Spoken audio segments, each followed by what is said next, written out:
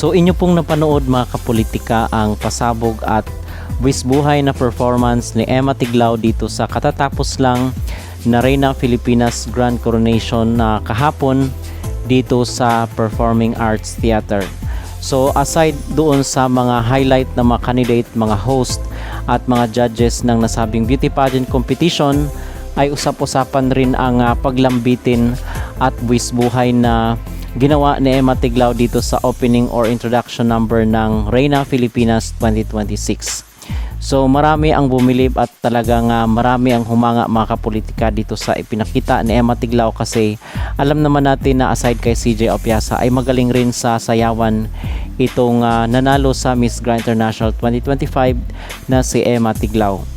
So dito naman is binalita rin po pala ng Miss Grand International page sa kanilang social media account na magkakaroon ng visitation itong si Emma at si CJ Opiasa sa Amerika para saksihan ang Miss Grand USA. So sabi po dito sa announcement ng MGI, "The Queen is coming. Meet CJ Opiasa, Miss Grand International 2024 as she takes on the role of special guest host at the Miss Grand USA 2026 Grand Finals on August 10. Get ready to welcome our Queen. USA, get ready for the Queen. Queen Emma together with Vice President Miss Teresa is heading to the USA for Miss Grand USA 2026, taking place August 8 to 12. See you soon. The Queen is ready for the next mission." So pagkatapos ng mga activities ni CJ at ni Emma dito sa Reyna Filipinas 2026 ay lilipad na naman po papunta sa Amerika itong dalawang Filipina Beauty Queen. So napaka-busy ng kailang mga schedule at talagang ito ay all expense paid mga kapolitika. And I believe na merong appearance fee yung itong si Emma at si CJ doon sa Miss Grand International USA. Okay, so abangan natin yung kanilang update doon pag nandun na si Emma at si CJ Opiasa.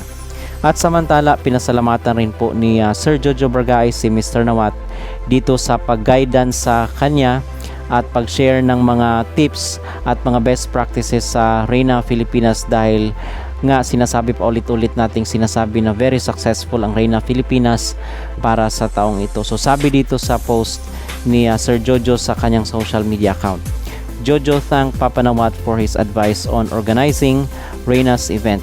"Thank you for all the guidance, Papa Nawat. I will never be able to do all this without your guidance. Thank you for sharing your expertise with me." At sabi naman dito ni Mr. Nawat, nag-reply siya mga kapolitika, sabi niya, "You are amazing."